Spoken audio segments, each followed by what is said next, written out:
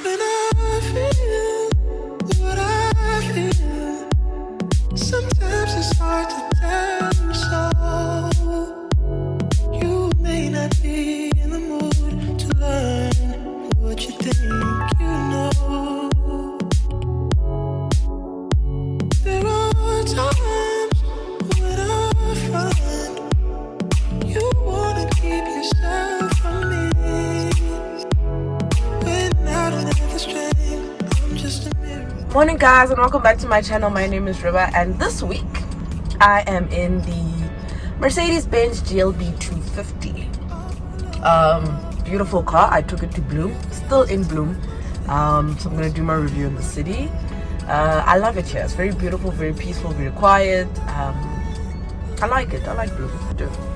So yeah, we're gonna get into it. But yeah, I think the car is very, very nice. I think it's very good.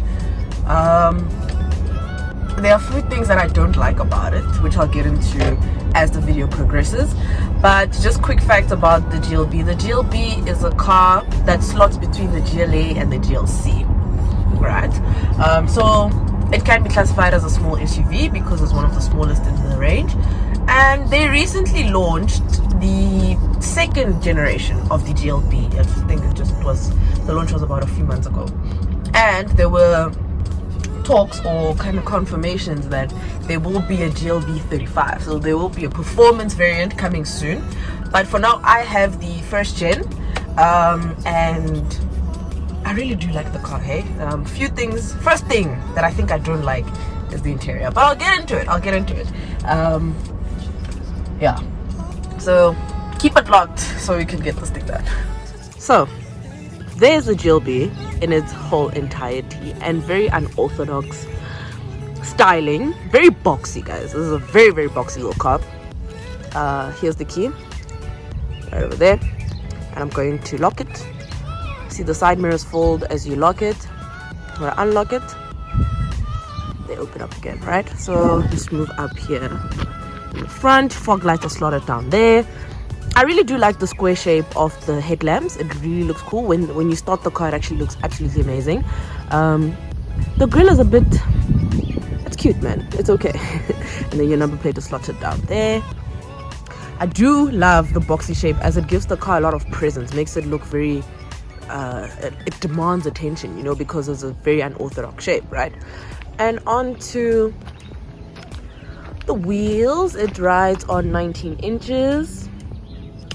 And I think that looks really, really cool. Then we're gonna move on to the back of the car. And there is the rear of the car. It looks like a lower GLC to me, but I really like it. I like the back and those exhaust vents here at the bottom. It looks really, really cool. I'm gonna open the boot using the key. You have an electric tailgate. I'm never beating the clean boot allegations, guys. There's my bag. So you have an electric tailgate, and you can recline this shelf. Just take that back. And the boot space is phenomenal. Like, look at that. How big is this thing? So this boot space will work perfectly for families. If you're traveling long distance, you're doing groceries, and you have a lot of passengers, I think this boot space will probably be very, very, very, very useful for packing all your luggage and all your stuff. And I am going to now close the boot. Just close it up there. Cool.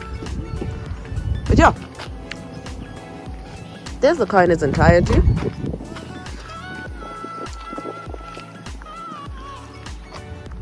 This is the interior. Okay, so this is your huge infotainment system. This is the same infotainment system that you'll find in the GLA, and they're your aircon vents, and this is where you operate the aircon. I'm just starting the car, and I think that it's really nice, right? So I do have a bit of quarrels with this MBUX infotainment system. I don't think it's intuitive. I don't think it's easy to use. I find it very hard to use. It confuses me quite a lot. Operating everything on this console, like you can, this, when I'm changing the song, it's a bit like it really does kind of make me confused. And then on this side, you're operating your cluster, this part, right? which is also a bit, yeah. So I have a few reservations about MBUX. Not my favorite infotainment system. Maybe I'm someone who's a bit old school or dated, or I'm not clever enough, but I can't deal with it. I really don't like the infotainment system. But here is the cars in the interior. There is, oh, look at my toes. This is the steering wheel, and yeah, up here you can control the lights there. If you are in need of an emergency, you can call Mercedes Me, and there's an SOS button. This operates the sunroof, right? So you can close it. I'm closing it now. So you have a double panoramic, which I actually find to be cool. I've seen a lot of journalists say they don't like this pillar in the middle, but I don't mind it. I think it looks really dope. I think I had it in the Kia Carnival also, which is really cool. I think I like it. And obviously my favorite, a black roof lining. That is so important. And there's a slot there to put your glasses, and then we get to the center touchpad, right, which can be used to operate MBUX over here. So as I move my finger on the cursor, it does that. And to just select something, you just tap the middle, right? You just press it like that, so you can press it. Cool. You have different driving modes that I'm gonna go through right now. You have eco, you have sport, you have comfort, you have comfort, sport, and individual, right? You can operate your volume here. Your parking cameras are operated here. Media and radios here, and your navigation is also here. Cool. So you can really do, if you press this button, you are turning off or cutting the sound, right? So yeah, I'm not a huge fan of this thing. It really does confuse me. It's not intuitive for me. I'm not a huge fan of touchpads, but it's not something that is like making me upset. I just get a bit confused when using this thing, and I have to look here and I have to make sure I move it correctly and stuff like that. So yeah, it's a touch and go situation for me with this whole infotainment system and this touchpad. It's a very I'm in two minds about it. The interior, which I'm not happy about. I do not like this interior. I do not like this two-tone color. I think you guys know by now that I'm not a fan of two-tone interiors. To be really honest, it looks beautiful. It looks beautiful. It looks clean. It looks premium. You feel like you're in like a Maybach. So like it looks very nice. It does look nice. But for me personally, I would never go for this kind of color scheme in my interior. I do not like it. But maybe some of you guys like it. And you like this. Now for me, it's got chocolate layer top deck. So I'm not too. I just want one uniform color in my interior.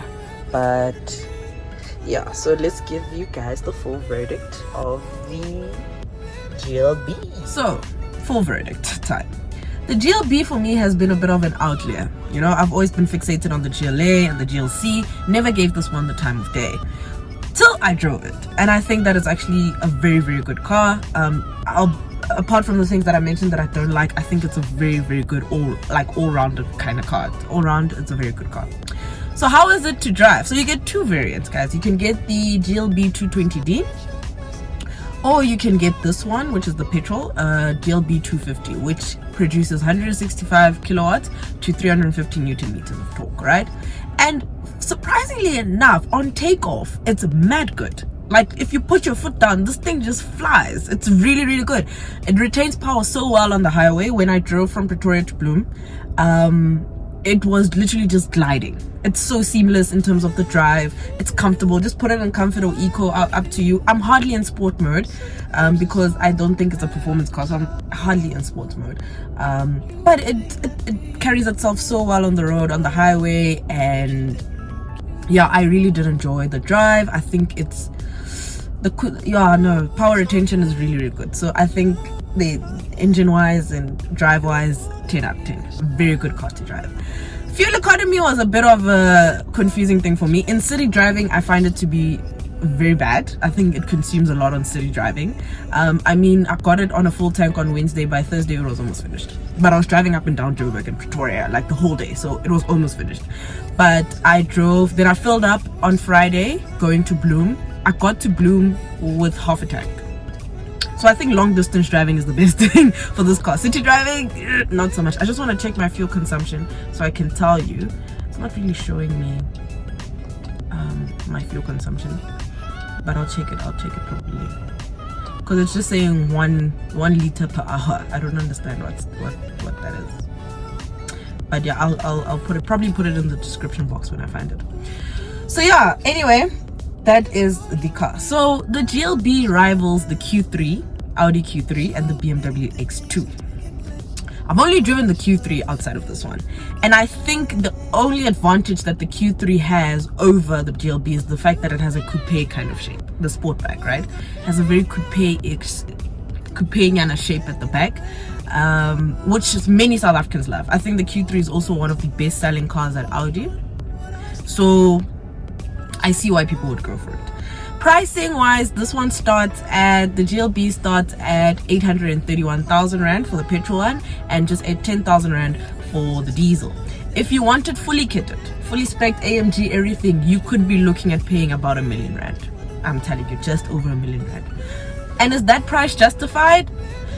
Yes, I think so. You know, guys, cars are very expensive nowadays. I think I say this in every video, but I think it's the R1 million price tag in terms of if it's fully kitted with everything. I mean, you have double panoramic sunroof, you have a great sound system, you have all these very nice bits and bobs and all this tech that is so nice to look at, although not too easy to use for me, but it's nice to look at. So you have all of that, and you have, like, it's so comfortable, it's spacious, it's like, it just feels so light and just so, it feels refreshing. So I would pay it, né? But I think personally, for me, if I had that money, I would go for a GLA. I'm a small SUV person, so I'd go for a GLA personally. I know the GLA is lower, but I'd go for a GLA. Right, cool. So when it comes to this and the Q3, like I said, the Q3 has a bit of an advantage because of the coupe shape at the back, and it seems like, but the Q3 is very, very cute. I think it's a very cute car, very tiny, very compact. You know, this one just has a bit of a more executive look. The boxy shape just makes it look commanding and very serious and whatever, whereas the Q3 looks a bit more sporty. You know, this does not look sporty at all. This looks like, I'm here for business, I'm here to haul stuff, I'm here to put your kids in the back, I'm here to take you on long distance trips, I'm here to do the school run, I'm here to take you to work, I'm here for that. So that's what the GLB exudes. But overall, you know, the car's great. I think it's a very, very good car. Mercedes did very well, quick on the takeoff, like I said. Driving wise, a very nice driving experience in a Mercedes, beautiful stuff. But my only quarrel is this interior. I would never go for this interior. I do not like this color at all, but it looks beautiful, but it's just not for me. And MBUX, I struggle with it quite a lot. This is my second time in America on test, and yeah, I do struggle with MBUX quite a bit, but maybe as time goes I'll get used to it. But yeah, it's an infotainment system that for me is just a bit, it's not intuitive, it's not user friendly, if I can put it like that. Yeah, I think that's all I can say about the car. But overall, good car. I mean, it's good, Jermaine. What else can I say? Like, good, Jermaine, it's good. But yeah, there are just a few things. That's why I say that I'd rather go for a GLA. I need something a bit smaller and a bit more cuter. But this is nice. But this is a very good car. I would not just like randomly overlook it. But yeah, I'd probably go for a GLA rather. But if you are looking for a GLB, go to your nearest Mercedes dealer and inquire about it. But yeah, guys, thank you guys so much for watching. Please like, comment, and subscribe. I'll see you in the next one. And yeah, I was in Bloem this past weekend, and I like the city. I actually like how quiet it is in Bloemfontein. Yeah, I think I'd come back. You know, it's my first time back in Bloem since, I think I was last here about 12 years ago. I was still a child. So yeah, it's a very nice place. But you know what, Mercedes did very well with this car. Beautiful stuff. You know, to someone that also, let me just quickly, before I go off, someone asked me on Instagram, like, why did they bring the GLB? Because they have GLA, GLC, whatever. Like, there's so many small SUVs. Small SUVs are a hit in South Africa. People love them. Like, they buy them. Think of any manufacturer, there is a small SUV in that lineup. Audi, Mercedes, Volvo, Lexus, all of, they have BMW, they have small SUVs because people, South Africans love them. They literally love them. Look at VW also has so many small SUVs. All of the brands, actually, by the way, all of the brands have. So I think this wasn't a bad move bringing it here. I've seen many GLBs on the road. Literally, I've seen many GLBs on the road.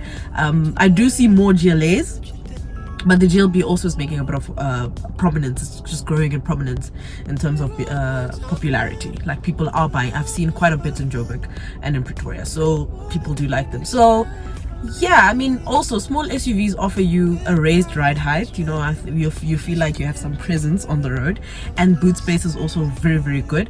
And also it's an SUV, you know, and it's also helping people that cannot afford conventional large SUVs. So if you can't afford something like a GLE or a GLC or things like X5s and Lexus NXs and stuff like that, all the big SUVs, right? You have all of this in something very, not compact, but something small, but it has all the features that you need, has all the boot space that you need, it has all the comfort that you need, and all, like, everything that you need, just in a more compact price. No, I don't know if the price is compact, but in a more compact, you know, just a more compact version. So yeah, guys, like I said, if you want the GLB, go to your nearest Mercedes dealer and go inquire about it. I am tired now. I'm not tired, I'm more hungry than anything. I need to eat. So I'm gonna eat and then probably do some work. Guys, honors is horrible. But yeah, no, we want to be educated and independent black women. I don't know why we chose that life, but anyway, it's all good. So thank you guys so much for watching. I hope you enjoyed this video. I'll see you in the next one. Don't forget to like, comment, and subscribe. Share to a friend of a friend of a friend of a friend. And yeah, I'll see you guys in the next one.